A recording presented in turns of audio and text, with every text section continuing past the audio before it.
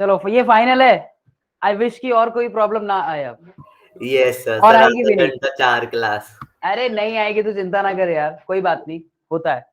आ जाओ। समीर आने दो, एक दो बच्चे और बचे हैं अभी जो थे उस टाइम पे। आने सर दो। एयरलैंड से मीट आना पड़ेगा उन्हें। क्या क्या क्या क्या? सर एयरलैंड से मीट आना पड़ेगा उन्हें। हाँ हाँ आ जाएंगे। डाल दिया ना लिंक, तो अभी अभी डाला है ना बिल्कुल। Yes sir. बस सर ठीक है। 3 लिंक डाल दिए सर अरे सेम। नहीं नहीं, इनको बोलो जो लास्ट वाला है उसी पे आए बस। ये सर हमने लास्ट वाला सर 3 बार डाल दिया। चलो। तो पुराना वाला दिखेगा ही नहीं। कहाँ पे थे हम लोग? क्या बात कर रहे थे sir? Sir shortcut. Sir memory gland के बारे में ही कर रहे थे शायद। सर स्टार्टिंग से ही बता दो, रिकॉर्डिंग तो ये हो रही है ना, ये आएगी। ओके बेटा ओके। तो हमने देखो जब बात की, ध्यान से सुनो, हम जो फीमेल रिप्रोडक्टिव सिस्टम के बारे में बात कर रहे हैं, जब भी हम किसी सिस्टम के बारे में बात करते हैं तो उसको बनाने वाले जितने भी जो पार्ट्स हैं, हमें पहले उनको देखना चाहिए। कोई भी सिस्टम आपकी बॉडी में, डाइजेस्टिव सिस्टम हो, नर्वस सिस्टम हो, रिप्रोडक्टिव सिस्टम हो, कोई भी सिस्टम हो, और उन सिस्टम के साथ कौन सी ग्लैंड्स का रिलेशन है, या मैं कहूं कि कौन सी ग्लैंड्स उनके साथ एसोसिएटेड हैं, उनके क्या फंक्शंस हैं, ये बातें हमें जरूर पता होनी चाहिए। तो इस सिस्टम में जो हम बात कर रहे थे, हम लोग बात कर रहे थे about the female reproductive system. और फीमेल रिप्रोडक्टिव सिस्टम जो बनता है उसमें हमें पेयर ऑफ ओवरीज देखने को मिलती हैं, फेलोपियन ट्यूब हो गई, यूट्रस है, सर्विक्स है, वजाइना है। देखिए कई पार्ट्स यहाँ पे ऐसे हैं जो उस फीमेल पार्ट के अंदर हैं, ठीक है, और कई पार्ट्स ऐसे हैं जो बाहर हैं। बाहर से मेरा मतलब है जैसे वजाइना रीजन हो गया, हम बाहर से ऑब्जर्व कर सकते हैं, ठीक है। कई पार्ट्स ऐसे होते हैं हमारे सिस्टम्स में, कई सिस्टम्स में जिनको हम बाहर से ऑब्जर्व कर सकते हैं, उनके लिए, कुछ के लिए हमें एनाटॉमिकली यानी एनाटॉमी की स्टडी करनी पड़ती है, उनकी स्पेसिफिक स्टडी के लिए, और उनके साथ ग्लैंड्स का एसोसिएशन होता है। यहाँ एक वर्ड आया था कि and a pair of mammary glands. तो यहाँ एक हमने सवाल ये रखा था कि इस, हम बात कर रहे हैं फीमेल रिप्रोडक्टिव सिस्टम की, और यहाँ पे लिखा हुआ है मेमोरी ग्लैंड, ऐसा क्यों? और जब जब आप लोग पढ़ोगे ना, इवन आप लोग क्लास 12th में भी जब इसको पढ़ोगे, तो जैसे ही फीमेल रिप्रोडक्टिव सिस्टम खत्म होगा, फीमेल का मेमोरी ग्लैंड्स उसके साथ अटैच मिलेगा आपको। तो ऐसा क्यों? रीजन मैंने ये पूछा था कि ऐसा क्यों हम यहाँ पे इस फीमेल रिप्रोडक्टिव सिस्टम में इसकी बात क्यों करें, क्योंकि दोनों का आपस में लिंक्ड है। यहां से एक बात बनी थी, क्योंकि हम प्लासेंटल मैमल होते हैं। प्लासेंटा हमने बात की कि प्लासेंटा जो होता है कि वो एक कनेक्टिव टेम्पररी टिश्यू समझिए, जो मदर और फीटस के बीच में बनता है, जिसके फंक्शन ये होता है कि एक्सचेंज कैसे हो, एक्सचेंज मटेरियल का, मटेरियल जैसे कि आपके न्यूट्रिएंट्स हो गए, राइट। रिलोड द इंट्रो, समझ नहीं आया बेटा? क्या पूछ रहे हो? कनेक्शन से मेरा मतलब था यहाँ पे अच्छा, रिलोड द इंट्रो। तो उस, तो प्लासेंटा जो था आपका, प्लासेंटा एक कनेक्टिव टिश्यू है जो एक शॉर्ट टाइम पीरियड के लिए बनता है, जब तक जेस्टेशन पीरियड जो है वो चलता है। और हम एक ट्रू मैमल कहूं, या मैं कहूं कि हम एक ट्रू प्लासेंटल मैमल हैं, जिनकी बॉडी में ये प्लासेंटा जो है वो बनता है ड्यूरिंग द एम्ब्रियोनिक डेवलपमेंट, जिससे मदर और फीटस के बीच में हम ये कह सकते हैं कि एक रिलेशन डेवलप होता है। रिलेशन कैसा? जिससे कि मदर से जो न्यूट्रिएंट है वो उस डेवलपिंग फीटस तक पहुंच पाते हैं, और उसके पास तक जो जरूरी और भी जैसे गैसियस का एक्सचेंज हो वो वहां होता है उस प्लासेंटा के थ्रू। वेस्ट का रिमूव आउट होना, कई एसेंशियल हार्मोन्स होते हैं जो डेवलपमेंट में हेल्प करते हैं, वो बनते हैं, ठीक है। और कई हार्मोन जो सिर्फ उसी टाइम पे बनते हैं उस बॉडी में, उन्हें हम प्लासेंटल हार्मोन्स का नाम देते हैं, जो प्लासेंटा से बनते हैं, जो इस स्पेशल टिश्यू से बनते हैं। तो कई आप पढ़ोगे हायर क्लासेस में, उन हार्मोन्स के नाम और फंक्शन अभी यहाँ पे तो नहीं है। इवन प्लासेंटा भी बहुत थोड़ा सा डिस्कस किया जाएगा यहाँ पे, और प्लासेंटा के बारे में भी आप हायर क्लासेस में डिटेल में पढ़ते हैं। फंक्शन हालांकि आप इतने ही पढ़ते हैं वहां पे सर भी। 12th के बारे में सर बहुत कुछ छोड़ देंगे। 12th के? सर 12th के लिए बहुत कुछ छोड़ देंगे, फिर 12th में सब पढ़ाएंगे। नहीं, आपको जो बता रहा हूं मैं, आप ये पढ़ेंगे वहां पे जो फंक्शंस हैं, आप जो हार्मोन्स के मैं बता रहा हूं, आप यही पढ़ेंगे वहां पे भी, ठीक है। एनसीईआरटी आपको ये बताएगी तो ये रिलेशन बनता है दोनों के बीच में, रिलेशन आपको पता लगता है उससे। ये बात हम लोग कर रहे थे। उसके बाद जो आता है फिर आते हैं ओवरीज। अब देखो एक एक करके हम पार्ट्स को यहाँ पे डिस्कस करेंगे। अब जब हम ओवरीज को देखते हैं इस डायग्राम में, तो देखो ओवरीज कैसी होती हैं। ये रीजन जो हो गया ये ओवरी का हो गया। ओवरी का जो इसके साथ कनेक्शन होता है ना, वो कुछ लिगामेंट्स के साथ होता है, वो मैं बताता हूं अभी कैसे। लेकिन ओवरी का अपना एक साइज होता होगा, अपनी एक लेंथ होती होगी, अपनी एक शेप होती होगी। तो जब हम देखते हैं इसको, हमारी जो फीमेल्स में ओवरीज होती हैं, लगभग हम ऐसा मानते हैं कि इनकी आलमंड शेप होती है। आलमंड तो समझते हैं ना, शेप कुछ इस तरह से हमें देखने को मिलती है, राइट। बाहर से ऑब्जर्व करने पे, जैसा कि ये तो खैर एक लिगामेंट का डायग्राम है, जैसे कि आप इस डायग्राम में भी देख सकते हो शेप को, किस तरीके से आलमंड शेप जो है हमें उसकी देखने को मिलती है। साइज की अगर हम बात करें तो लगभग लगभग ऐसा मानिए कि जो ओवरी का जो साइज होता है, लेंथ वाइज अगर मैं देखूं तो लगभग 3 to 4 सेंटीमीटर मुझे देखने को मिलती है। जब हम इसकी एवरेज 3.5, एवरेज 3.5 सेंटीमीटर, हाँ एवरेज बोल सकते हैं, मतलब लगभग 3 to 4 सेंटीमीटर लेंथ वाइज देखने को मिलती है। ठीक है, ये बच्चे घूम फिर के अभी अब आ रहे हैं। ठीक है, तो ये लेंथ हो गई इसकी 3 to 4 सेंटीमीटर। अब जब लेंथ है तो बाकी की भी जो जैसे विड्थ देखने को मिलेगी हमें, या फिर कोई उसकी मोटाई हमें देखने को मिलेगी। तो विड्थ भी इसकी लगभग लगभग, विड्थ हो या फिर जो थिकनेस हो, तो थिकनेस ऐसा मानिए कि लगभग लगभग 1 to 2 सेंटीमीटर के आसपास जो है हमें थिकनेस देखने को मिलती है। विड्थ की अगर हम बात करें, जो थिकनेस हो गई, लेंथ हो गई, विड्थ हो गई, और लगभग लगभग ऐसा मानिए कि इसकी जो विड्थ है अप्रोक्सीमेटली 2 to 3 सेंटीमीटर या 2 to 3 सेंटीमीटर के आसपास जो है विड्थ हमें ओवरी की देखने को मिलती है, और शेप जो है वो आलमंड शेप हो गई। ये कुछ बेसिक इंफॉर्मेशन इस ओवरी के बारे में। अब इसका जो एक अटैचमेंट आप देखते हैं, एक तो पार्ट है, अगर आप इस तरफ देखेंगे तो एक तो पार्ट है किसका, दैट इज अ फिम्ब्राई, जो इसका कनेक्शन है। देखो किस तरीके से ऐसा लग रहा है कि जैसे इसको किसी चीज पे रखा हुआ है। ठीक है, अब जो रखा हुआ है इसको किसी चीज पे, तो एक तरफ अटैचमेंट यहां पे है और दूसरी तरफ अटैचमेंट यहां पर है। ठीक है, और ये वाला जो पार्ट है आपका फिम्ब्राई जो है, that is a finger like projection. ऐसा मानते हैं कि ये इसको एक तरीके से होल्ड करके रखती है, ऐसा माना जाता है। तो फिम्ब्राई और इनका जो कनेक्शन होता है, ये कनेक्शन होता है बाय दी लिगामेंट्स, राइट। तो ओवरी जो अटैच्ड होती है, वो अटैच्ड होती है यूट्रस से, जिसको हम बोलते हैं ओवेरियन लिगामेंट्स। क्या बोलते हैं? Ovarian, I am audible? Ligaments. Yes sir, ligament. ठीक है, सो गए क्या? मुझे लगा आप बोल दोगे। नहीं, मैं क्यों बोलूंगा? मुझे लगा आप बोलोगे। मुझे लगा तुम, मैं चाहता हूं तुम भी बोलो ना मेरे साथ, तभी तो तुम आगे Okay, बोलोगे कि हाँ भाई ओवरी जो हवा में नहीं होती वो।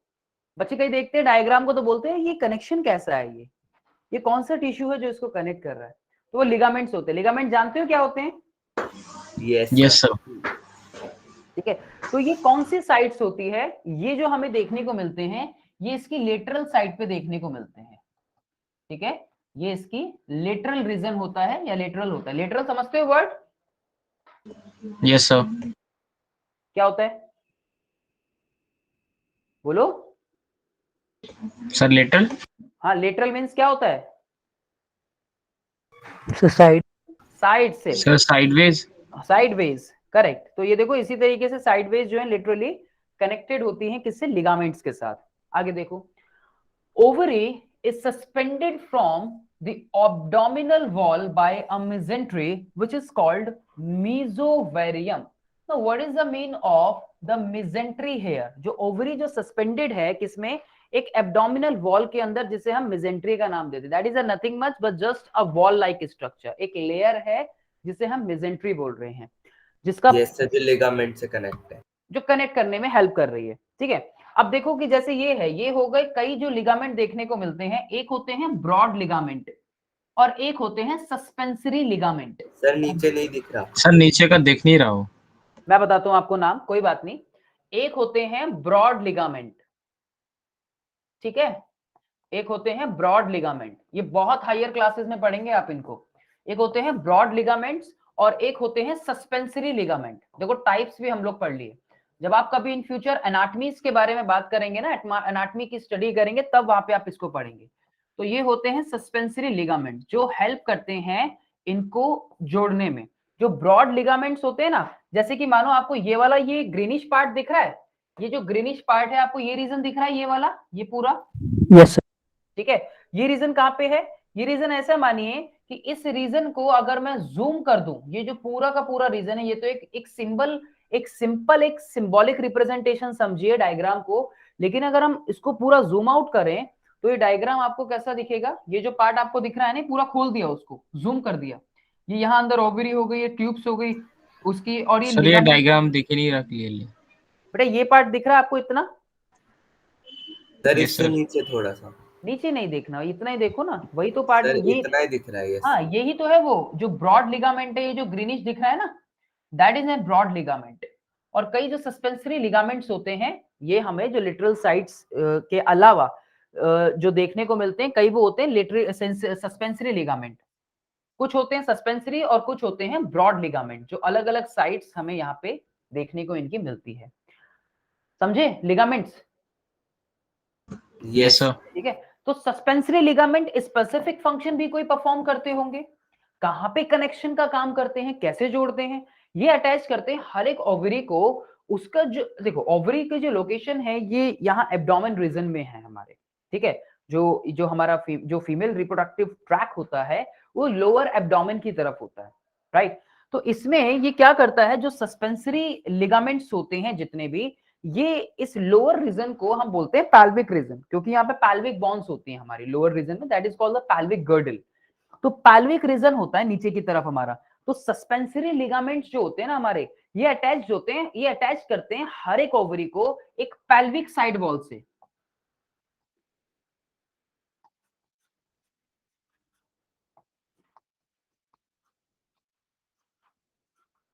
With pelvic side wall. तो पैल्विक जो रीजन होता है ना, ये जो लोअर रीजन की हम बात करते हैं, इसको पैल्विक रीजन बोलते हैं। पैल्विक वर्ड समझ आया? पैल्विक वर्ड जो लोअर रीजन होता है इसे हम पैल्विक रीजन बोलते हैं, लोअर एब्डोमेन के नीचे। और दूसरी तरफ जो हमारे ब्रॉड जो लिगामेंट होते हैं, ये होते हैं जिनको हम ओवेरियन लिगामेंट्स का नाम देते हैं, ठीक है। तो एक जो मतलब आसपास जितने भी जो आपको ये जो लिगामेंट्स देखने को मिल रहे हैं, उसे हमने क्लासिफाइड कर दिया ब्रॉड में और किसमें, सस्पेंसरी में।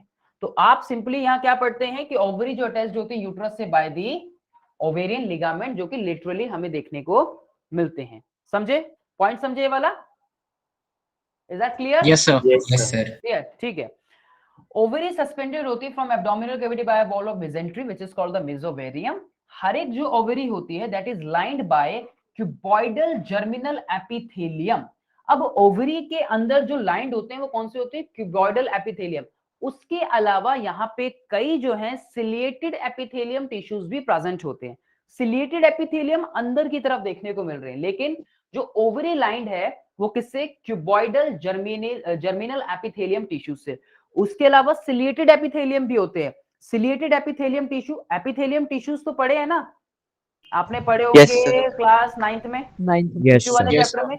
एपी मतलब अपॉन, एपिथेलियम टिश्यू किसी ना किसी टिश्यू के ऊपर होते हैं, जैसे हम देखते हैं कनेक्टिव टिश्यू के ऊपर होते हैं, का काम होना होता है या डिफ्यूजन का, वहां पे वो एपिथेलियम जहां पे भी सिक्रीशन हो, एब्जॉर्प्शन हो, एक्सक्रीशन हो, वहां पे अपना रोल प्ले करते हैं सब जगह एपिथेलियम टिश्यू। अब इनके फर्दर फिर टाइप्स पढ़ते हैं, उसमें से एक है cuboidal epithelium, tube like shapes होती हैं इसकी। उसके अलावा अंदर की तरफ जब हम बात करते हैं ना, ओवा को मूव करा के लाना यहां तक, तो वो दूसरे टिश्यूज करते हैं। जैसे ओवा यहां से बना तो यहाँ पे ओवा यहां से बना और बनता बनता बनता यहाँ पे आया, ये ट्रैवल करना पड़ा उसको। ये जो टिश्यूज इन लाइनिंग्स में अंदर की तरफ प्रेजेंट होते हैं उनको बोलते हैं ciliated epithelium tissue. Yes sir, इसमें सीलिया प्रेजेंट होगा तो मूवमेंट में हेल्प करेगा। सीलिया मूवमेंट में हेल्प करता है, तो वो ओवा को मूव कराने में यहाँ पे हेल्प करता है। तो ये फिक्सेडनेस ना रहे कि सिर्फ आपके यहाँ पे क्यूबॉइडल एपिथेलियम टिश्यू है, तो अंदर यहाँ पे ओवा को ट्रांसपोर्ट कराने के लिए सिलिएटेड एपिथेलियम टिश्यू भी प्रेजेंट होते हैं, and that is solid. This is a solid region. Underneath नीचे की तरफ जब हम देखते हैं, the germinal epithelium layer of the connective tissue which is called tunica albuginea. Tunica albuginea जो है that is a layer of the connective tissue, जो इनके नीचे की तरफ हमें देखने को मिलती है इन जर्मिनल एपिथेलियम्स के नीचे। Tunica albuginea is a layer of the tissue जो कि किसका पार्ट है, एक कनेक्टिव टिश्यू का पार्ट है, जो उसको कनेक्ट करने में अपना रोल प्ले करती है। तीन बातें क्या क्या, कि ओवरी जो है आपकी कैसी होती है, ओवरी एक आलमंड शेप होती है, ओवरी जो है वो कनेक्टेड होते हैं एक लिगामेंट्स के साथ, ओवरी के फर्दर कुछ जो लेंथ है, विड्थ है, थिकनेस है, उसके बारे में हमने बात की। दूसरी तरफ कि यहाँ पर कई जो है टिश्यूज जो प्रेजेंट हैं अंदर की तरफ या बाहर की तरफ, कई क्यूबॉइडल जर्मिनल एपिथेलियम टिश्यूज हैं, और कई जो है अंदर जो ओवा को मूव कराने में हेल्प करते हैं, they are ciliated epithelium tissue. घूम घूम के आ रहे हैं, पता नहीं कहां से हमने, ठीक है। चलिए आगे की बात करते हैं अब, ठीक है। Next, so here we have some parts like दूसरी चीज, मैनी ग्राफियन फॉलिकल्स या ovarian follicles are present in the cortex and show the different stages of the development. देखिए ये क्या डायग्राम आपको दिख रहा है, शायद ये डायग्राम आपको ठीक से ना दिख रहा हो क्योंकि थोड़ा सा नीचे की तरफ हो गया है ये। सर आधा दिख रहा है सर, ओवरी तक दिख रहा है जहाँ बीच में ओवरी लिखा है। कोई बात नहीं, हम इसको सही से बना देंगे। देखो ये एक नॉर्मल ओवरी है, ओवरी के अंदर कौन कौन से पार्ट्स होते हैं वो बताया गया है। जैसे आपको ये पूरा का पूरा ओवरी वाला रीजन दिख रहा है, ठीक है। अब इसके अंदर कई पार्ट्स होते हैं, जब हम अंदर से स्टडी करते हैं, अब ये हो गई एनाटमी, ठीक है, ये एनाटमी हो गई। अब इंटरनल पार्ट्स की स्टडी कर रहे हैं, तो ये हो गया एक रीजन स्ट्रोमा, इसके अंदर जो मेन रीजन है। कई जो है इसके अंदर जैसे कई जो फॉलिक्यूलर सेल्स होती हैं, जो आपकी ग्रोइंग सेल है, ठीक है, जो डेवलपिंग सेल्स हैं आपकी, कई उसके अलावा यहाँ पे रप्चर फॉलिकल्स भी हैं, और कई जो है वो फॉलिक्यूलर फ्लूइड प्रेजेंट है इसके अंदर। स्ट्रोमा जो रीजन होता है हमारा, स्ट्रोमा के दो पार्ट्स होते हैं। देखो जो इनर पार्ट होता है ना ओवरी का, उसे हम स्ट्रोमा बोलते हैं। स्ट्रोमा क्या है, इनर पार्ट। सर अंदर का liquid part. Sir matrix. It's not a liquid part, it's a it's kind of the space in the ovary, ठीक है। इस स्पेस में ही, इसी रीजन में काफी सारी जो सेल्स है ना वो ग्रो कर रही हैं। जब आप ओवरी को अंदर से देख रहे हो, जब आपने ओवरी का सेक्शन व्यू किया, तो आपको स्ट्रोमा रीजन देखने को मिल रहा है, और उस स्ट्रोमा में आपको फर्दर फिर उसकी जो पार्ट्स हैं वो और उनके फंक्शन देखने को मिलते हैं। It's not like a matrix, matrix is like a ground substance. Anand, we can say that कि लाइक अ मैट्रिक्स, ठीक है Anand? Okay sir, we can say that कि like a matrix. So stroma जो हो गया वो एक इनर पार्ट हो गया। फिर फर्दर जब हम स्ट्रोमा को देखते हैं यहाँ पे, तो स्ट्रोमा के और भी पार्ट्स हमें देखने को मिलते हैं। एक रीजन होता है जो आउटर रीजन होगा इसके, और एक जो होगा वो अंदर की तरफ होगा स्ट्रोमा में भी। तो एक होता है इसमें आउटर रीजन और एक होता है इसमें इनर रीजन। और स्ट्रोमा किसका, स्ट्रोमा इनर पार्ट है ओवरी का, ठीक है जी। अब जब हम आउटर पार्ट की स्टडी करते हैं, तो आउटर पार्ट के लिए एक नाम आता है, जो एक पेरिफेरल पार्ट है इसका। पेरिफेरी मतलब बाहर की तरफ जो है, जिसे हम कॉर्टेक्स रीजन बोलते हैं, ठीक है। दूसरी तरफ जब हम इनर पार्ट के बारे में बात करते हैं, तो हमेशा जब हम इनर पार्ट की बात करते हैं तो उनको मेड्यूलर रीजन बोलते हैं। जब भी आप एनाटॉमी पढ़ोगे ना, तो आपको दिखेगा, आप बाहर वाला पार्ट एक पढ़ते हो जो बाहर से अंदर की तरफ जा रहे हो, और एक आप अंदर वाला रीजन पढ़ते हो। तो बाहर वाला जो रीजन होता है इसका, उसे हम बोलते हैं कॉर्टेक्स रीजन, और जो अंदर वाला रीजन होता है उसे हम बोलते हैं मेड्यूला रीजन, ठीक है। अब स्ट्रोमा क्या काम करता है, स्ट्रोमा क्या कोई इंपॉर्टेंट पार्ट है, क्या स्ट्रोमा का एक इंपॉर्टेंट रोल है यहाँ पे? तो बिल्कुल है।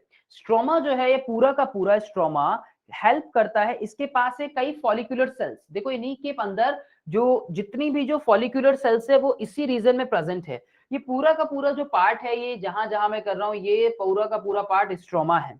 तो स्ट्रोमा में क्या है, स्ट्रोमा में फॉलिक्यूलर सेल्स प्रेजेंट हैं।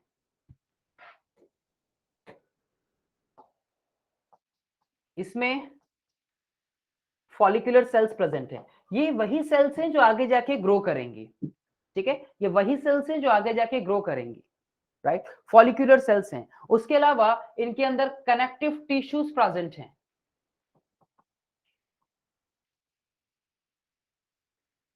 उसके अलावा यहाँ पे जो सप्लाई हो सके न्यूट्रिएंट्स वगैरह की, तो उसके लिए यहाँ पे ब्लड वेसल्स प्रेजेंट है, ब्लड वेसल्स भी प्रेजेंट है। ठीक है, तो ये सारे पार्ट जो हैं हमें इनके देखने को मिल रहे हैं। 3 पार्ट लिखिएगा कौन कौन से जो स्ट्रोमा में आपके देखने को मिलते हैं। फॉलिकुलर सेल्स हो गई, कनेक्टिव टिश्यूज हो गए, और ब्लड वेसल जो सबसे इंपॉर्टेंट है, जिसकी वजह से न्यूट्रिएंट्स जो है सारे के सारे ट्रांसपोर्ट यहाँ पे हो पाएंगे। अच्छा, ब्लड वेसल्स हैं तो फिर तो लिम्फ भी होंगी। जब ब्लड वेसल्स पहुंच रही हैं फिर तो लिम्फेटिक वेसल्स भी पहुंचेंगी। Yes sir. पहुंचेंगी Yes, sir. पहुंचेंगी। तो हम ये भी बोल सकते हैं कि यहाँ पे लिम्फेटिक वेसल्स हैं वो भी प्रेजेंट होंगे। ठीक है, लिम्फेटिक वेसल्स हो गई, ब्लड वेसल्स हो गई, फॉलिकुलर सेल्स हो गई, कनेक्टिव टिश्यूज स्ट्रोमा के अंदर प्रेजेंट होते हैं। That is the inner part. ठीक है जी, ये बात क्लियर है एकदम? Yes sir. Yes, sir. यहां तक सबको क्लियर? चलिए सर, व्हाट इज फॉलिकुलिन? बेटा फॉलिकुलिन जो है इसके इंटरनल पार्ट्स हैं ये। जैद कहां गए? Yes sir. In this region. ठीक है। सो अब देखो, बहुत सारे जो ग्राफियन फॉलिकल्स होते हैं या फिर जिन्हें हम ओवेरियन फॉलिकल्स का नाम देते हैं। देखो, एक अल्टीमेटली क्या बनना है? अल्टीमेटली बनना है ओवा। ओवरी का काम क्या है? ओवा बनाना, और कई ओवेरियन हार्मोन जो होते हैं उनको बनाना। ठीक है, हम यहाँ जो बात कर रहे हैं, हम बात कर रहे हैं कि कौन कौन से पार्ट्स हैं उसके, और हम बात करेंगे प्रोसेसिंग के बारे में आगे कि वो oogenesis की प्रोसेस कैसे होती है जब ओवा का डेवलपमेंट होता है। तो बहुत सारे जो हैं ग्राफियन फॉलिकल्स, या जिसे हम ओवेरियन फॉलिकल्स का भी नाम देते हैं, they are present in the cortex and show different stages of the development. Cortex कौन सा रीजन है? ये कॉर्टेक्स कौन सा रीजन हो गया? वही स्ट्रोमा का रीजन होगा, नहीं होगा? यानी कि जो हमारा आउटर रीजन है यहाँ पे। ठीक है, जो हमारा आउटर रीजन है। ठीक है, तो ओवर, क्योंकि हमने स्ट्रोमा को पार्ट्स में डिवाइड कर दिया। इनिशियल स्टेज जो होती है डेवलपमेंट की, that is primary oocyte। Primary से सेकेंडरी oocyte का बनना, फिर टर्शरी, फिर एक ग्राफिन फॉलिकल या मैच्योर फॉलिकल का बनना। तो इनिशियल स्टेज जो होती है डेवलपमेंट की, सबसे पहले प्राइमरी oocyte जो है वो डेवलप होता है, और ये उन्हीं स्टेजेस का एक पार्ट है। As the primary oocyte develops, it changes to secondary oocyte। अब चेंजेस यानी कि हमें डेवलपमेंट देखने को मिलते हैं। कैसे होंगे वो हम oogenesis की प्रोसेस में आगे बात करेंगे। तो प्राइमरी से सेकेंडरी स्ट्रक्चर बनना। सेकेंडरी oocyte जो है वो रिलीज होता है कहां से? फ्रॉम द ओवरी, बाहर। यहीं से जो ओवम जो रिलीज होता है, जो ओव्यूलेशन की हम लोग बात कर रहे हैं, ये मैच्योर ग्राफियन फॉलिकल्स के बाद जो है यहाँ से बाहर निकलना जो है वो स्टार्ट हो जाता है। मैं डायग्राम आपको नहीं दिखा पा रहा हूं यहाँ पे, और लेकिन जब आप पीडीएफ में देखेंगे इसको तो आपको एक बारी में अच्छे से समझ आएगा कि अच्छा ये फॉलिकुलर फ्लूइड हो गया, उसके अंदर फॉलिकुलर सेल्स हो गई, और ये मैच्योरिंग सेल्स है, और उसके बाद ये जो है बाहर निकल रहा है यहाँ से जब वो मैच्योर हो जाएगा। तो सेकेंडरी oocyte जो है वो रिलीज होता है कहां से? ओवरी से। कब? जब by the rupturing of ovarian wall. देखो, ओवरी ओवुलेशन हो रहा है, यानी कि जो वॉल्स है उसके सराउंडिंग में, जब तक ये वॉल्स नहीं टूटेंगी तब तक ओवा जो है, एक मैच्योर ओवा जो है वो यहां से बाहर नहीं निकल सकता। तो यानी कि जब जितनी भी जो हमारी जो ओवरी वॉल है वो किसी एक रीजन से जो है वो रप्चर हो जाएगी, टूट जाएगी, उसी प्रोसेस के बाद, यानी कि जो ओवेरियन वॉल जब रप्चर होगी, उस प्रोसेस को हम ओवुलेशन का नाम देंगे। और वो रप्चर कब होगी? वो रप्चर होगी जब वो ओवा जो है वो फुली मैच्योर हो जाएगा। समझे बात? ये बात समझे? Yes sir. Yes, sir. ठीक है। Yes sir. लाखों के नंबर जो हैं ओवेरियन फॉलिकल्स के प्रेजेंट होते हैं, लाखों के नंबर्स में। बहुत सारे जो फॉलिकल्स हैं, जितने भी जो, जैसे हम बात कर रहे हैं फॉलिकुलर सेल्स की, फॉलिकुलर फ्लूइड हो गया, और ओवुलेशन हो गया, रप्चर हो गई, वो लाखों के नंबर जो हैं फॉलिकल्स प्रेजेंट होते हैं। लगभग एक रेशियो कहता है 4 से 4.5 लाख के आसपास जो फॉलिकल्स हैं वो प्रेजेंट होते हैं। क्या वो सारे बनते हैं? सवाल एक मेरा आपसे, क्या वो सारे ओवा बनते होंगे? सारे ओवुलेशन होता होगा? No sir. No sir. कई ऐसे होते हैं जो घिर जाते हैं, जो खत्म हो जाते हैं, फैगोसाइटोसिस हो जाता है उनका, सबका डेवलपमेंट नहीं हो पाता। कई फैगोसाइटोसिस की स्टेजेस में फंस जाते हैं, तो सभी का डेवलपमेंट नहीं हो पाता। कुछ ही जो है जिनका ओवुलेशन हो पाता है। सबका नहीं होता, ठीक है। और ऐसी प्रोसेस को हम बोलते हैं फॉलिक्यूलर, जब वो फंस जाते हैं उसको बोलते हैं follicular atresia. Follicular atresia, atresia का मतलब होता है बायोलॉजी में किसी चीज का स्टॉप हो जाना या रुक जाना, ठीक है, या फेल हो जाना, ऐसा बोल सकते हैं। मैं कह रहा हूं कि लाखों, मतलब 4-4.5 लाख के आसपास फॉलिक्यूलर जो ये नंबर्स हैं इनके फॉलिक्यूल्स के प्रेजेंट होते हैं, लेकिन सभी ओवुलेशन नहीं करते, दोनों ओवरी के मिला के बता रहा हूँ 4-4.5 लाख लगभग। कई जो होते हैं वो फैगोसाइटोसिस हो जाता है, उनका खत्म हो जाते हैं, गिर जाते हैं। तो ऐसे में हम उसको क्या बोलते हैं, फॉलिक्यूलर एट्रेसिया वर्ड उसके लिए आता है, ठीक है। स्टॉप हो जाना एट्रेसिया वर्ड बोलते हैं, तो फॉलिक्यूल्स का स्टॉप हो जाना या फॉलिकल्स का फेल हो जाना। फेल क्यों है, क्योंकि फैगोसाइटोसिस हुआ उनका, इस वजह से। तो that process is called ovulation. अब जो सेकेंडरी oocyte है, सेकेंडरी oocyte के सराउंडिंग में एक लेयर हमें देखने को मिलती है, जो हम लेयर की बात कर रहे हैं। तो सेकेंडरी oocyte प्राइमरी से सेकेंडरी बना, secondary oocyte surrounded by layers of follicular cells, that is called Graafian follicles, that is called Graafian follicle। जो सेकेंडरी oocyte का जो स्ट्रक्चर है, उस सेकेंडरी oocyte के सराउंडिंग में जो हमें लेयर्स देखने को मिलती हैं, these are called Graafian follicles। It is suspended in the antrum। Now what is antrum?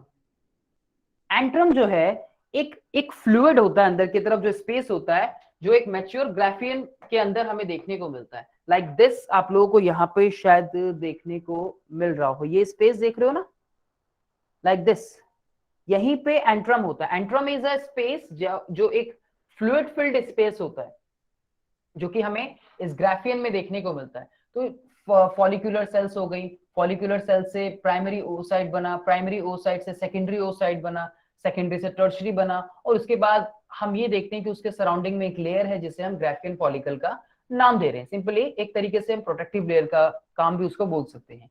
और इन्हीं के अंदर जो एक स्पेस होता है, विच is called the antrum, that is which is filled with some semi-viscous fluid which is called the liquor folliculum, that is secreted by follicular cells। ये जो फ्लूइड बनता है आपका, इस फ्लूइड को बनाने वाली जो सेल्स हैं, वो यही जो फॉलिकुलर फ्लूइड की जिसकी हम बात कर रहे हैं ना, इस फ्लूइड को बनाने वाली ये सेल्स ही हैं। और ये सेल्स कहाँ प्रेजेंट है, इसी ग्राफियन के स्ट्रक्चर के अंदर, इसी फॉलिकल्स के स्ट्रक्चर के अंदर, इन्हीं सेल्स का स्ट्रक्चर है जो इस फ्लूइड को सिक्रीट कर रहा है, जो इस फ्लूइड को बना रहा है। That is held by a follicular cell which is called germ hill या germ cells, जिनको हम नाम देते हैं, या primordial germ cells का भी जिनको हम नाम देते हैं। समझे, आवाज आई है? ठीक है, यस सर। तो एंट्रम एक स्पेस हो गया यहाँ पे, ठीक है जी। Now this stalk, which stalk, कौन सी स्टॉक की बात हो रही है? स्टॉक लाइक स्ट्रक्चर जो है, ये जो स्टॉक लाइक स्ट्रक्चर्स हैं इनके अंदर, ये जो स्टॉक लाइक स्ट्रक्चर्स हैं, that arise from the membrane granules which multicellular layer is। The follicular cells act as endocrine cells। क्यों follicular cells endocrine cells का काम क्यों करती हैं? एंडोक्राइन सिस्टम का काम क्या है? हार्मोन शायद बनाना। तो यानी कि ये जो फॉलिकुलर सेल्स हैं, इस स्ट्रक्चर के अंदर, इस oocyte के अंदर, जब ये धीरे धीरे मैच्योर होती चली जाएंगी, तब ये एक एंडोक्राइन सेल का भी काम करेंगी। और एंडोक्राइन सेल का काम करने का मतलब है कि हार्मोन का बनाना। तो ये हार्मोन्स को, यानी कि जैसे कि एस्ट्रोजन है, उनको ब्लड में रिलीज करना स्टार्ट कर देंगे, राइट। क्या आप लोग जानते हो कि ये कितने एग बनने हैं? कितने एग एक विमेन जो है अपनी पूरी लाइफ टाइम में रिलीज करेगी, या वो कितने एग जो अपनी पूरी लाइफ टाइम में बनाएगी, ये पहले से ही डिसाइडेड होता है। क्या ये बात आप लोग जानते हैं? पहले से डिसाइडेड? यस सर, आपने बताया था। By birth. अच्छा, बताया था, ये बाय बर्थ डिसाइडेड होता है। ये लगभग मान लीजिए कि एक एम्ब्रियो जब होता है ना, वो तभी डिसाइडेड हो जाता है कि कितने एग जो है वो दोनों ओवरीज से रिलीज करने वाली है अपने पूरे लाइफ स्पैन में। अब आई मीन पूरे लाइफ स्पैन में तो नहीं, क्योंकि कहीं ना कहीं जाके ये जो एग्स होते हैं वो एक स्टॉप हो जाते हैं एक फेज पे जाके, सर मेनोपॉज। जिसे हम मेनोपॉज का नाम देते हैं। That's very good. और ये मेनोपॉज जो है ये एंड स्टार्ट होता है लगभग 50, 55, कई रेयर केसेस में 60 की एज में। तो मेनोपॉज में यानी कि अब फर्टिलाइजेशन की प्रोसेस होना तो लगभग तय नहीं है। प्रोसेसिंग जो स्टार्ट होती है यानी कि जो मेंस्ट्रुअल साइकिल से स्टार्ट होती है, ओवुलेशन जो स्टार्ट होता है विमेंस के अंदर, उसे हम बोलते हैं मीनार्च। और जब वो ओवुलेशन एंड हो जाता है कि बस अब ओवुलेशन नहीं होगा, अब ओवा बाहर नहीं आएगा, उसे हम बोलते हैं मीनोपॉज का नाम, जो कि हमें एक ओल्ड एज में देखने को मिलता है। इट्स मिनार्च, नहीं, मिनार्च बटरफ्लाई नहीं, मिनार्च होता है वो। Yes sir. ठीक है। और दूसरा मेनोपॉज। मेनोपॉज। ठीक है।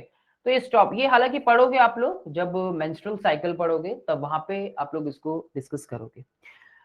तो कॉर्टेक्स और जो स्ट्रोमा के फंक्शंस की हम लोग बात कर रहे हैं यहाँ पे, जो कॉर्टेक्स होता है, जो कॉर्टेक्स होता है ओवरी का, that is also consist of some conical yellowish cell and that cells are called corpus luteum.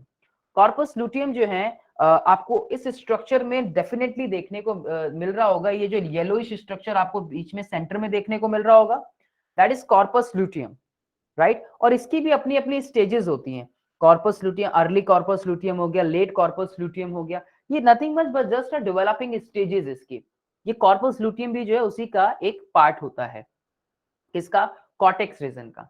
तो cortex of the ovary consist of some conical yellowish cell. That yellowish cells are called corpus luteum, which on degeneration is called corpus albicans. ये भी biological word है जिसमें कि हमें क्या देखने को मिल रहा है, डिजेनरेशन की प्रोसेस जब उसकी होती है, किसकी, जब कॉर्पस लुटियम की, तो उसको हम कॉर्पस एल्बिकेन का नाम देते हैं। कॉर्पस लुटियम भी एक तरीके से एंडोक्राइन सिस्टम की तरह ही काम कर रहा है, यानी कि कई हार्मोन जो है वो रिलीज करता है जो कि आगे फर्दर डेवलपमेंट में हेल्प करते हैं इन सभी के। तो corpus luteum also function as some endocrine cells and secrete progesterone, estradiol and relaxing hormone. ये सभी हार्मोन्स है, रिलैक्सिन भी, एस्ट्रियोडल भी, ये एक स्टेरॉइडल हार्मोन है जो फैटी एसिड से बनते हैं। स्टेरॉइडल, ये भी एक हार्मोन है जो आपका रिलैक्सिंग हार्मोन हो गया। ठीक है। तो ये सभी हार्मोन, प्रोजेस्टेरॉन तो आप लोगों ने सुना ही होगा, एस्ट्रोजन, प्रोजेस्टेरॉन, सुना है नहीं सुना? Yes sir. एस्ट्रोजन, प्रोजेस्टेरॉन सुना है ना? ठीक है। तो ये सभी के सभी जो है हमारे हार्मोन्स होते हैं। ठीक है सर। हाँ मीट पे चल रही है अभी, ऐड कर लिया सबको, वो शायद दूसरी आईडी पे ना हो, ऑलरेडी ऐड कर लिया है सबको। उनको बोलो जो ग्रुप में लास्ट में भेजी ना आईडी, उससे ज्वाइन करें।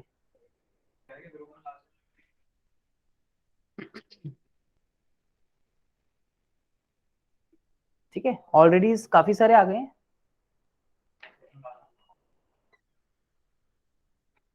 जो लास्ट में भेजी उससे ज्वाइन करा दो।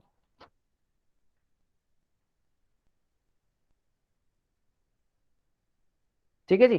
तो ये सभी जो है आपके डिफरेंट इन सभी के फंक्शंस हमें देखने को मिलते हैं, किसके, जो भी आपके अलग अलग हार्मोन्स होते हैं। अब सभी हार्मोन्स का अपना अलग अलग रोल होता है फिर। ठीक है जी, आवाज आ रही है मेरी? Yes sir. ठीक है। नेक्स्ट फिर आती है फिलोपियन ट्यूब की बात। तो ये थी बात आपकी किसकी, जो ओवरी के अंदर का पार्ट। मेन क्या है उसके अंदर, जो उसका कौन सा रीजन है, इनर पार्ट, जिसे हम स्ट्रोमा बोल रहे हैं। Outer region, inner region, cortex और मेड्यूला। डेवलपिंग स्टेजेस देखनी है उसमें, जिसमें प्राइमरी ओओसाइट बन रहा है, वो हम डिटेल में बात करेंगे जब ओओजेनेसिस की बात करेंगे, यानी कि ओवा के फॉर्मेशन के बारे में बात करेंगे, तब वहां पे देखेंगे primary oocyte, secondary oocyte, tertiary oocyte, फिर एक मैच्योर ओवेरियन जो सेल बन रही है वो, राइट। तो वो अभी सिर्फ एक उसका स्ट्रक्चर था कि ओवरी में ये सारे पार्ट्स प्रेजेंट होते हैं, वो सिर्फ उतनी बात थी। अब फेलोपियन ट्यूब जो है, फेलोपियन ट्यूब का अगर मैं एक वर्ड में इसका फंक्शन की अगर मैं बात करूं तो इसका काम क्या है? ओवेरियन ट्यूब जो है आपकी, या फिर जो फेलोपियन ट्यूब है, या फिर जो ओविडक्ट है, ये क्या करती है? क्या काम है इसका? सिंपल, कि ओवा को यहां से लेके आना और ट्रांसपोर्ट करना यूट्रस में, और ओवा का फर्टिलाइज्ड होना इस ओविडक्ट में। जो फर्टिलाइजेशन की प्रोसेस होती है वो कहां पे होती है? इस फेलोपियन ट्यूब में या फिर ओविडक्ट में। और अगर मैं एक स्पेसिफिक पार्ट की भी बात करूं ना फेलोपियन ट्यूब में, तो वो रीजन होता है जिसे हम बोलते हैं एम्प्यूला रीजन। कौन सा रीजन बोलते हैं? Ampulla region. ठीक है। अब इसके कई पार्ट्स होते हैं, फिम्ब्राई हो गया, इन्फंडिबुलम हो गया, स्टमक हो गया, एम्प्यूला हो गया। तो ampulla is the perfect region जहां पे फर्टिलाइजेशन की जो एक्चुअल साइट है। कई बार पहले लिखा आता था कि एम्प्यूलरी स्टमक जंक्शन, कई बार ऐसा भी लिखा आता था, क्योंकि इसके फर्दर कई पार्ट्स होते हैं, जैसे कि स्टमक पार्ट हो गया, एम्प्यूला रीजन हो गया। हम एक परफेक्टली हम उसको वहां पे एक बार देखते हैं कि जितने भी जो हमारे इसके पार्ट जो है वो देखने को मिलते हैं। तो 3 पार्ट जैसे कि हम बात करते हैं इसकी, कि एक हो गया जैसे इन्फंडिबुलम, एक हो गया एम्प्यूला, और एक हो गया स्थमस या यूट्राइन पार्ट, जो हमें नीचे की तरफ ऊपर इसके एग जब आता है यूट्रस में, वो वाला पार्ट यूट्राइन पार्ट हो गया। तो एक्चुअल जो साइट होती है फर्टिलाइजेशन की, इसके अंदर एम्प्यूला हो गया। तो एक लाइन में अगर फैलोपियन ट्यूब के फंक्शंस के बारे में बात करें, तो जो ओवा यहाँ पे बन रहे हैं, जो ओवा डेवलप हो रहे हैं, वही जो अभी हमने बात की कैसे स्ट्रोमा रीजन से उसके अंदर देखने को मिला हमें primary oocyte, secondary oocyte, follicular cell जो थी वो ग्रो करी, उसके बाद सेकेंडरी ओसाइट बनेगा, टर्शियरी ओसाइट बनेगा, फिर जो ग्राफिन फॉलिकल लेयर है वो रप्चर होगी, और रप्चर होने के बाद ओव्यूलेशन यानी कि ओवा जो है वो बाहर आएगा। बाहर आया, बाहर आने पे यहां से निकला, और यहां से अगर मान लीजिए उसको जो स्पर्म्स पहुंचते हैं, तो स्पर्म्स को ट्रैवल करके कहाँ आना पड़ेगा? एम्प्यूला के पास आना पड़ेगा। जो स्पर्म सबसे फास्ट आएंगे, जो स्पर्म सबसे जल्दी पहुंचेगा, वही उस ओवा को फर्टिलाइज कर पाएगा, क्योंकि स्पर्म्स ज्यादा हैं, ओवा तो एक होगा। राइट? Yes sir. करेक्ट ना? तो यही चीज। तो एक्चुअल साइड हो गई एम्प्यूला, बाकी के भी पार्ट्स हैं यहाँ पे fimbriae, that is a finger like structure, इसलिए इसको फिम्ब्राई बोलते हैं। ये ऐसा कुछ हमें स्ट्रक्चर दिखता है जो जिसने ओवरी को होल्ड किया हुआ हो, that is like that fimbriae part is holding the ovary, right? And these are attached with the help of the ligament, जो हमने बात की लिगामेंट की। कई अंदर की तरफ यहाँ पे हमें सस्पेंसरी लिगामेंट्स, ये सस्पेंसरी लिगामेंट्स और कई ब्रॉड लिगामेंट जो इनके अंदर देखने को मिलते हैं, जो अटैचमेंट में हेल्प कर रहे हैं। अब क्या होता है फिर इसमें? That is composed of some outer serosa, middle muscularis and inner mucosa layer. Fallopian tube में भी अगर हमने ओवरी में बात की थी, ये तो चलो लेयर की बात हो गई, तो कहीं ना कहीं इनकी भी हाँ बेटा। सर मैं अभी ज्वाइन कर पाई हूँ, देखो सारी क्लास निकल गई। अब जब थोड़ा क्या नाम है? मेरा नाम अनम। Yes sir. तुम तो पहले भी आए थे। सर मैं पहले आई तो थी, जब सचिन सर ने दूसरा लिंक भेजा था ना, उसके बाद से ज्वाइन ही नहीं हो पा रहा था, तो मैंने भावना मैम को फोन करा था। ओके। तो अब उन्होंने दोबारा से लिंक भेजा है, मुझे कोई ज्वाइन नहीं कर रहा था, अंदर नहीं ले पा रहा था क्लास से। अनम, आप एक बार जहां तक अभी तक हमने पढ़ा है उसको ध्यान से देखना, कोई भी डाउट होगा तो आप मेरे से पर्सनली टेलीग्राम पे समझ लेना, ठीक है? Okay sir. बाद अभी जहां पे हो वहां से समझो, अभी बहुत ज्यादा नहीं हुआ, अभी तक हमने ओवरी पार्ट को डिस्कस किया था, अब हम थोड़ा सा आगे फेलोपियन ट्यूब पे आ गए हैं, ठीक है ना? यहां से कनेक्ट करो, और इससे पहले आप बाद में रिकॉर्डेड देखना, जो भी डाउट होंगे उसको पेन पे पेपर लेके लिख लेना, मैं बाद में आपको डिस्कस करूंगा आपके साथ फिर, ठीक है? Okay sir. अब देखो इसकी कुछ ना कुछ फेलोपियन, जैसे हमने ओवरी की बात की, लेंथ की, विड्थ की, कहीं ना कहीं यहाँ पे भी ये एक लॉन्ग ट्यूब आपको देखने को मिल रही है। ऐसा माना जाता है कि जो फेलोपियन ट्यूब है, अगर मैं इसकी लेंथ की बात करूं, तो लगभग ये हमें 10 से 12 सेंटीमीटर लंबी देखने को मिलती है। एक लॉन्ग ट्यूब होती है आपकी, 10 to 12 सेंटीमीटर इन लॉन्ग। कैसा स्ट्रक्चर होता है? ये एक ट्यूब है यहाँ पे, तो इसे हम ट्यूब्यूलर स्ट्रक्चर का नाम देते हैं।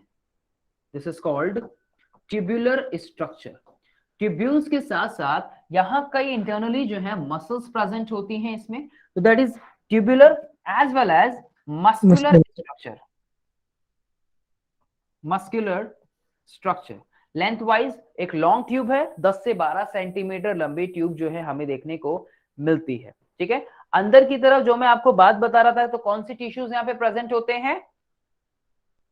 Ciliated epithelial, ciliated epithelium tissues जो हैं यहाँ पे प्रेजेंट होते हैं। ठीक है, जो इस एग को मूव कराने में अपना रोल प्ले करते हैं। अगर हम एक्चुअली इसकी जो पोजीशन है वो कहाँ होती है? जो यूरिनरी ब्लैडर होता है, यूरिनरी ब्लैडर के बिल्कुल ऊपर की तरफ इसकी लोकेशन जो है हमें देखने को मिलती है, बिल्कुल above the urinary bladder, right. तो ये पोजीशन हो गई इस फैलोपियन ट्यूब की। तो कंपोस्ट किससे होती है? कुछ लेयर्स इसमें होती है, जैसे आउटर मोस्ट लेयर हो गई सेरोसा, मिडिल लेयर हो गई कई मस्कुलरेस, और इनर लेयर जो हो गई उसे बोलते हैं म्यूकोसा। म्यूकोसा जो बनती है, इसी म्यूकोसा रीजन में जो हम इन टिश्यूज के बारे में बात कर रहे हैं, ये सिलिएटेड एपिथेलियम टिश्यू जो है इसी में प्रेजेंट होते हैं।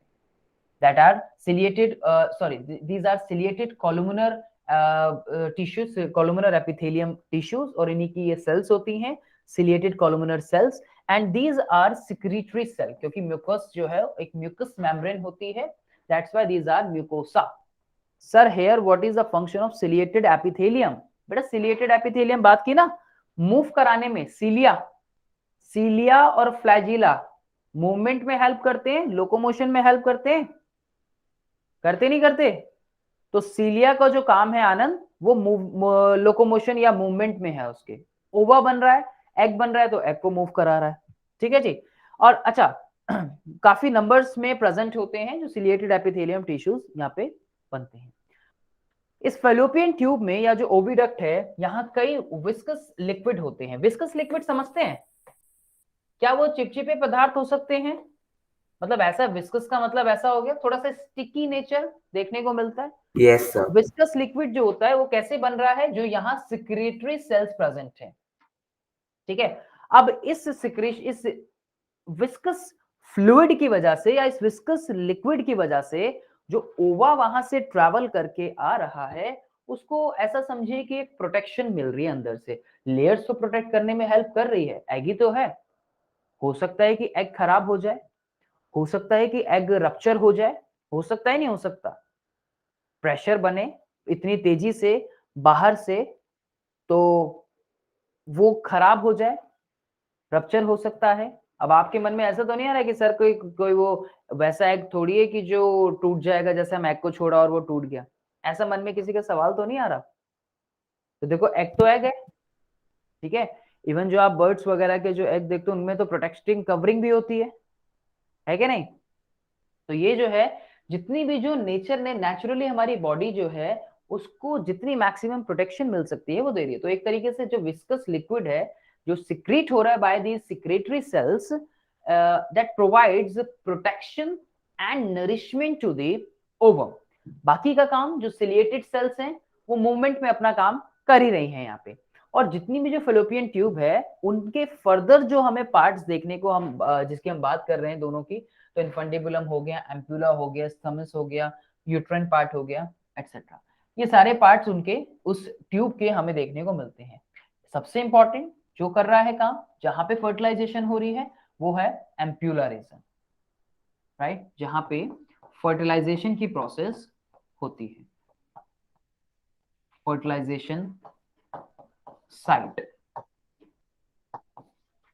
कई जगह आप ये भी पढ़ सकते हो कि जो एक्चुअल साइट है फर्टिलाइजेशन की, दैट इज एम्पुलरी स्थमिक जंक्शन। हो सकता है कि कई जगह आप ये भी पढ़े ampullary स्थमिक junction.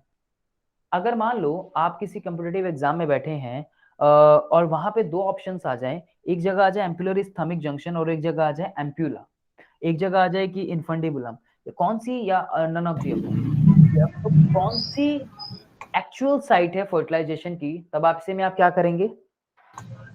Ampulla. Ampulla region. ठीक है सर, स्क्रीन ब्लर हो गई, प्रणव स्क्रीन ब्लर हो गई, एक बार देखो जरा नेटवर्क नो सर। तो ampulla is the actual site of the fertilization है बेटा। सर पहले से काफी क्लियर है। पहले से काफी क्लियर है, ठीक है। तो इनफंडिबुलम जो आता है हमारा पार्ट आगे का, ये जो साइट्स हमें देखने को मिलते हैं, आपको डायग्राम जो अच्छे से दिख रहा होगा, और ये वाला जो फिंगर लाइक प्रोजेक्शन के जो फिम्ब्राई से ऊपर वाला पार्ट होता है, फिम्ब्राई से जो ऊपर वाला पार्ट है उसे हम इनफंडिबुलम का नाम देते हैं। इनफंडिबुलम के बाद जो पूरा का पूरा एक लॉन्ग पार्ट आता है उसे हम एम्प्यूला का नाम देते हैं। और स्थमस का जो कनेक्शन होता है वो इंटरस्टिशियम के साथ हमें देखने को मिलता है आगे यूट्रस की तरफ, राइट। तो यही फर्टिलाइजेशन हुआ। और आपने जो प्रोसेस पढ़ी थी ना, कौन कौन सी, जो क्लीवेज पढ़ा था आप लोगों ने, जो ब्लास्टूला पढ़ा था आप लोगों ने, जो मोरूला पढ़ा था आप लोगों ने, ये सब क्या था?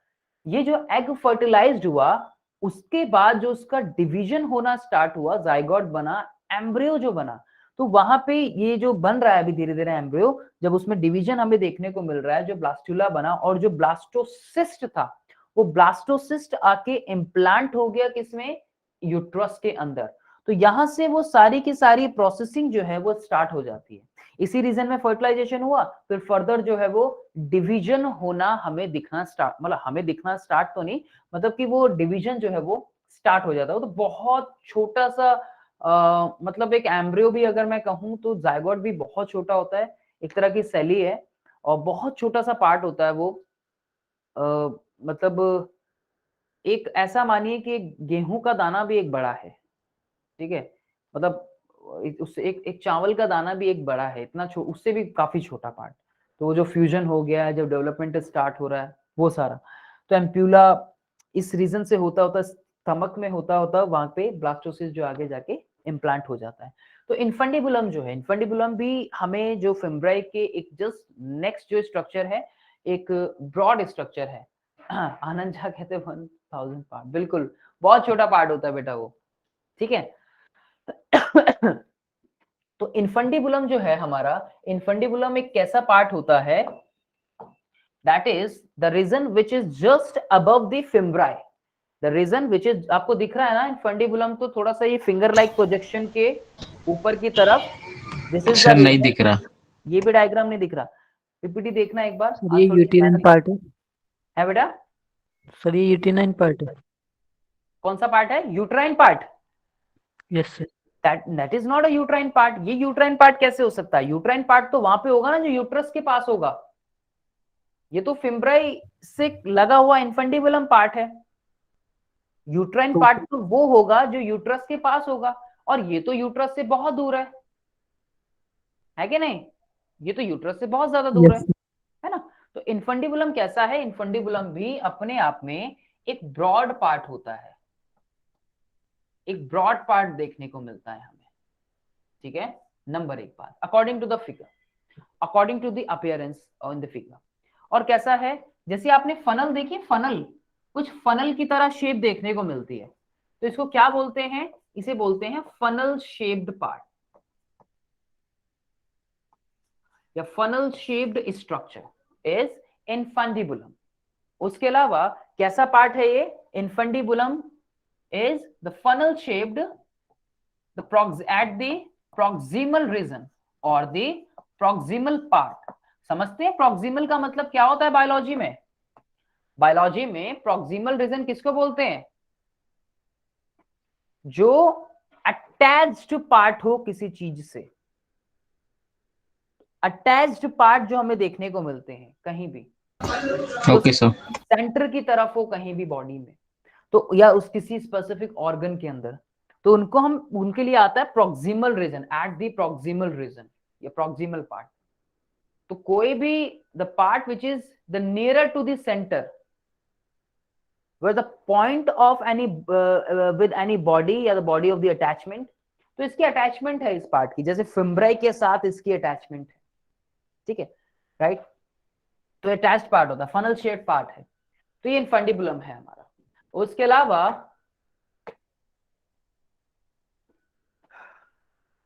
तो किसके साथ होता है? फिम्ब्राई के साथ प्रॉक्सिमल पार्ट हो गया। Infundibulum is open into the body cavity by an aperture which is called ostium. Ostium कहां है? Ostium is lie near the ovary and receive egg. Ostium जो पार्ट होगा, जो फिंगर लाइक प्रोजेक्शन है, और इस फिंगर लाइक प्रोजेक्शन के बाद ये ट्यूब बन गई, ठीक है, और यही ट्यूब जो है आगे हमारी आगे की तरफ जा रही है, राइट। तो यहाँ पे जो ऑस्टियम होगा, वो ऑस्टियम कहाँ पे होगा, ये हो गई फिम्ब्राई, और ये वाला जो पार्ट हो गया ये हो गया इनफंडिबुलम, ठीक है। और इस पूरे रीजन को मान लीजिए एम्प्यूला रीजन, राइट।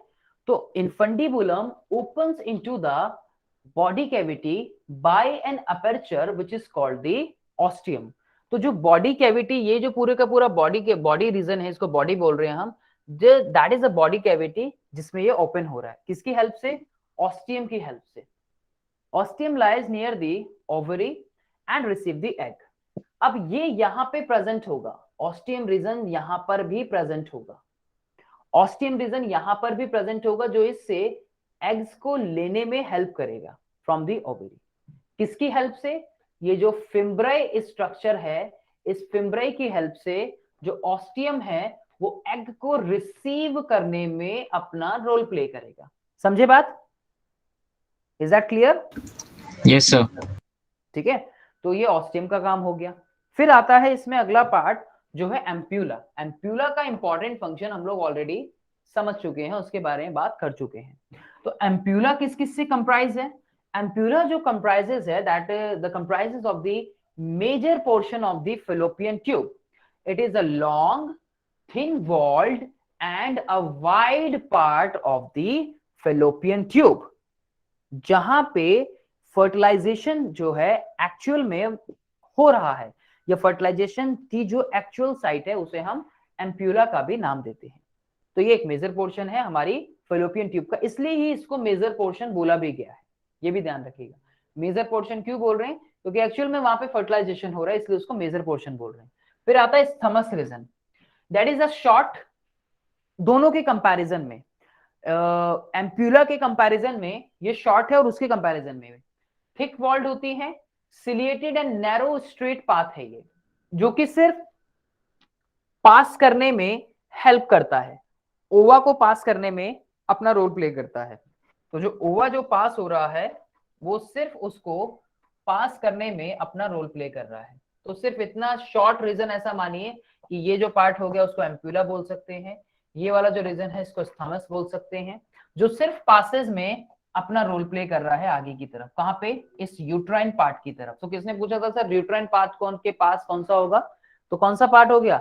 स्थमक जो रीजन हो गया वो यूट्राइन के या यूट्राइन बॉडी के पास हो गया, ठीक है।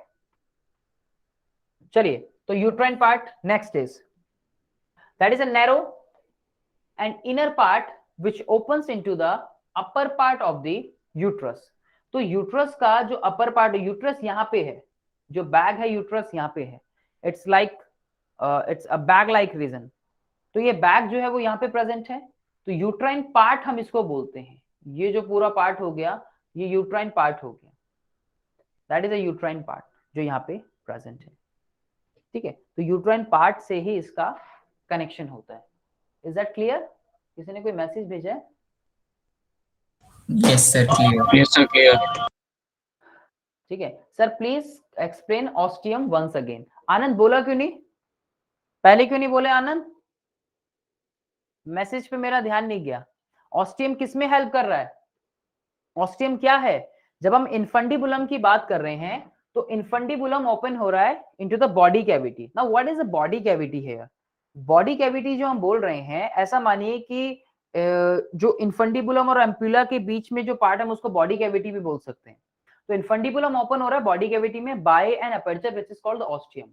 ऑस्टियम जो लाई कर रहा है near the ovary, that is the region. ये पूरा का पूरा एक्चुअल में, मैं इसको पूरा भी ऐसा मानिए, यहाँ पे हमने जैसे बनाया भी है, ऐसा मानिए कि ये जो पूरा का पूरा रीजन है, ये यहाँ तक जो पूरा रीजन है हम इसको भी ऑस्टियम बोल सकते हैं। मेजर जो पार्ट ऑस्टियम जो अपना रोल प्ले कर रहा है वो ओवा को यहाँ से रिसीव करने में अपना काम कर रहा है, दैट इज एन ऑस्टियम।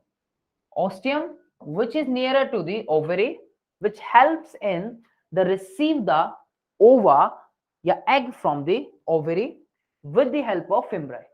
तो fimbriae के साथ उसका अटैचमेंट है।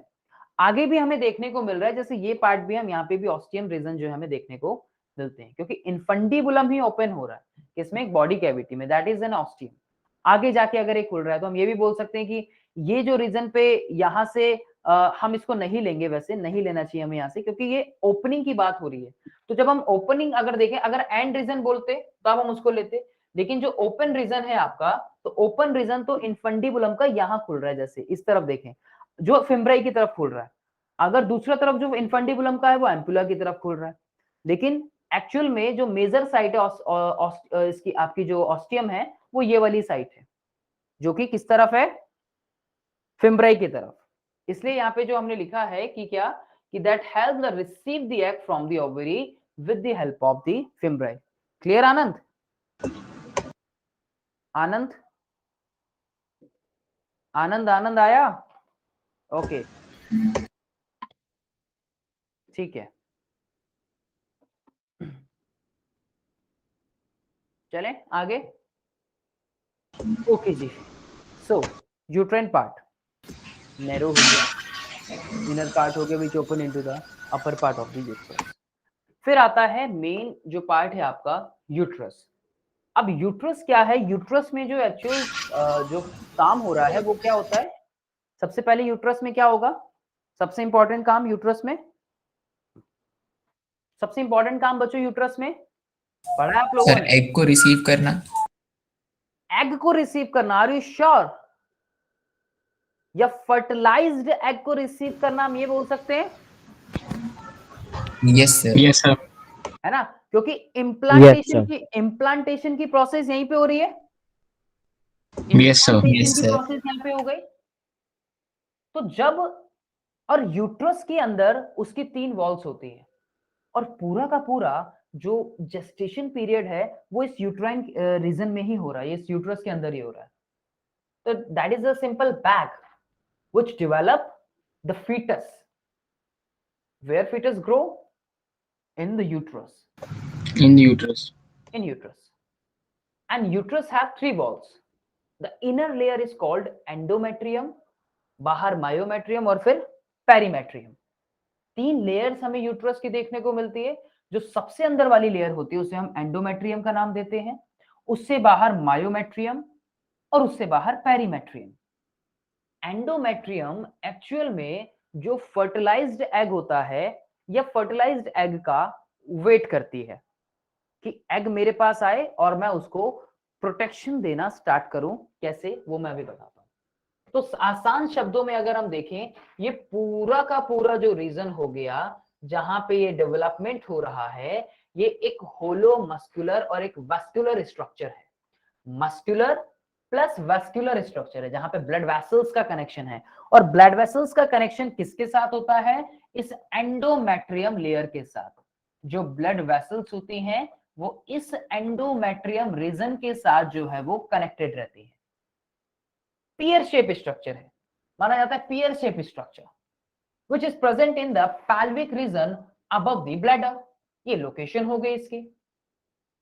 यूट्रस जो है, जो फीटल प्लासेंटेशन की हम लोग बात कर रहे थे, वही प्लासेंटा का बनना, वो यही बनता है, यही से प्लासेंटा जो है वो बनता है, और आगे जाके मदर की बॉडी से जो है वो ब्लड कैपिलरीज या ब्लड वेसल्स के साथ जो है वो उसका कनेक्शन हो जाता है। तो uterus is the site of fetal placentation, its growth and parturition. Growth भी होगी और यहीं से पार्चुरेशन भी होगा, जिसे दूसरे शब्दों में या आम शब्दों में आप चाइल्ड बर्थ का नाम देते हैं, राइट?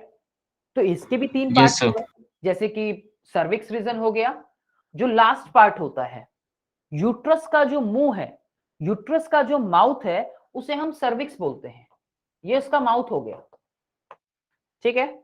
ये हो गया फंडस रीजन पूरा, और ऊपर की तरफ ये बीच में हमें जो देखने को मिल रही है ये बॉडी हो गई, ये बॉडी रीजन हो गया, ये बॉडी हो गई इसकी, और ये हो गया फंडस रीजन। तो 3 पार्ट्स हो गए यूट्रस के, जिसकी हम बात करते हैं। 3 पार्ट, फंडस हो गया जो कि एक अपर पार्ट हो गया, बीच में आपकी जो है वो बॉडी हो गई जो मिडल रीजन हो गया, नीचे जो मुंह हो गया उसका वो हो गया जो नैरो पार्ट हो गया, जो बॉडी से बाहर खुल रहा है वो सर्विक्स हो गया, ठीक है? अभी इन पे आते हैं। और इसके अलावा 3 जो सबसे इंपॉर्टेंट चीज विच इज एंडोमेट्रियम। तो मैं क्या बता रहा था कि यूट्रस जो है वो वेट करता है। यूट्रस क्या है? यूट्रस वेट करता है। कि फर्टिलाइज्ड एग आएगा तो मैं उसको प्रोटेक्शन दूंगा, मैं उसको डेवलप करूंगा। और प्रोटेक्शन देने में जो सबसे इंपॉर्टेंट रोल प्ले करती है वो कौन सी लेयर हो गई? एंडोमेट्रियम। कौन सी लेयर हो गई? एंडोमेट्रियम। और ये एंडोमेट्रियम किसके साथ कनेक्टेड होती है? ब्लड वेसल्स के, ठीक है। तो ये प्रोटेक्शन देने का काम करती है। लेकिन तब क्या, जब एग फर्टिलाइज ही नहीं होता, ऐसे में क्या? तो ये जो लेयर होती है ये ब्रेक होनी स्टार्ट हो जाती है, इसका ब्रेकडाउन होना स्टार्ट हो जाता है। और जब ये लेयर ब्रेक होती है तो उसके साथ साथ क्या होगा? ब्लड वेसल्स भी जो है वो रप्चर होके ब्लड को बाहर रिलीज करने लगती है, क्योंकि यहाँ पे ब्लड वेसल्स होती है अंदर इसमें। इसी फ्लो को हम नाम देते हैं किसका? मेंस्ट्रुअल साइकिल का, जो विमेंस के अंदर हमें हर मंथ देखने को मिलती है। सर जिन्हें पीरियड्स भी कहते हैं, जिन्हें दूसरे शब्दों में पीरियड्स बोलते हैं, क्योंकि रिपीटेशन देखने को मिलता है इसलिए पीरियड्स बोलते हैं। मेंस्ट्रुअल साइकिल को डिटेल में आगे हम लोग बात करेंगे। अब इससे जब आपको वॉल्स टूटती है सर, खून निकलता है, जिस कारण से सैनिटरी पैड्स पहननी पड़ती है ना शायद, जिसके लिए सैनिटरी पैड्स का यूज किया जाता है। करेक्ट। तो जो फंडस रीजन हो गया ये आप समझ गए, जो अपर पार्ट हो गया डॉम शेप हो गया, above the opening of the fallopian tube ऊपर वाला, बीच वाला बॉडी हो गया, ठीक है। और बीच सबसे नीचे जो माउथ है उसे हमने सर्विक्स रीजन का नाम दे दिया। 3 पार्ट्स हो गए। The tubular structure, now the other part is the vagina region. So what is the vagina? The external part, which can easily observe. This is the tubular structure that the length that is 10 to 12 centimeter long part and extends from cervix to the outside of the body.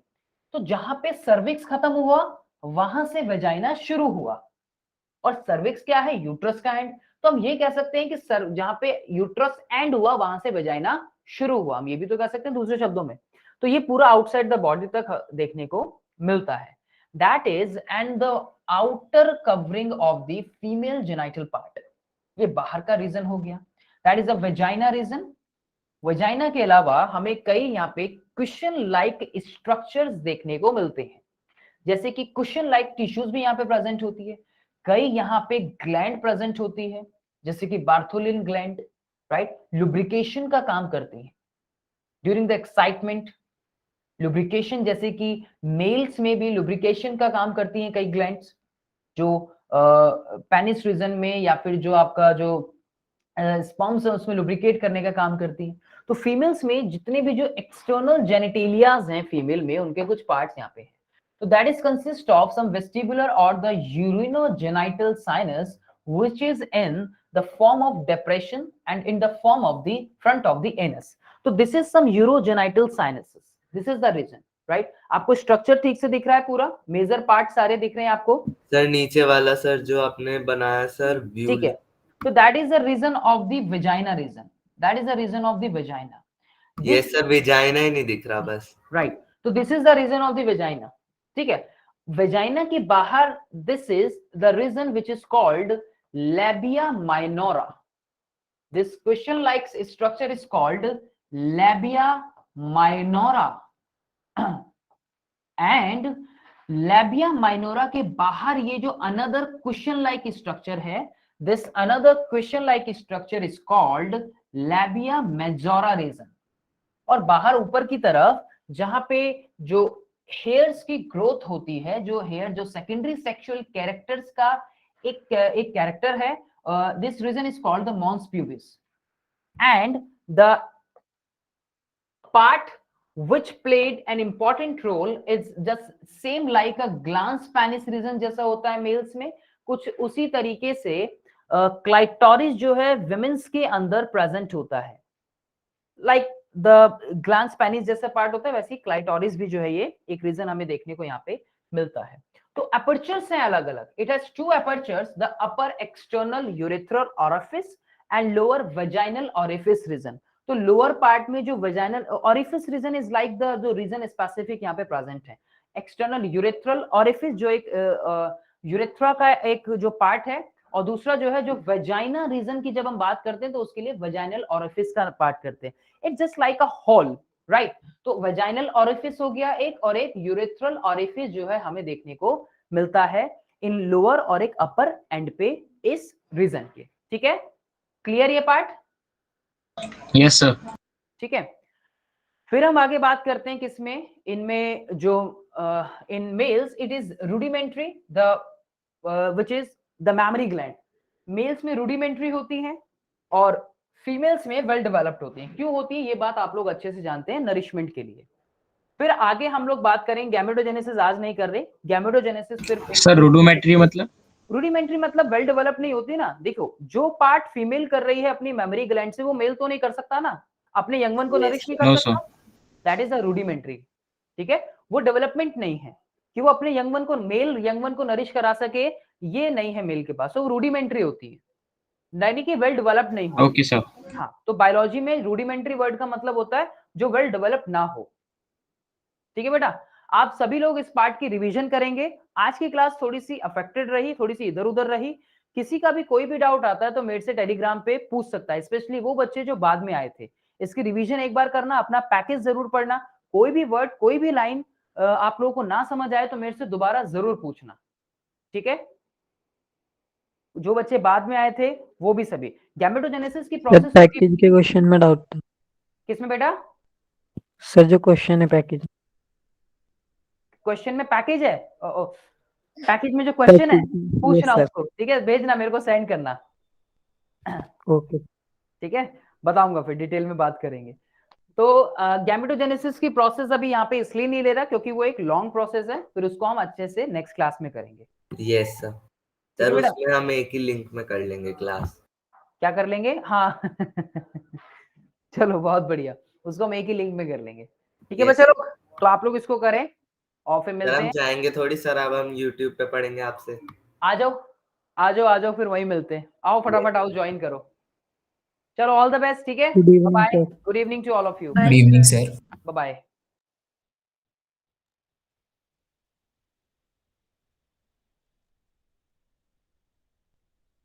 Bye everyone.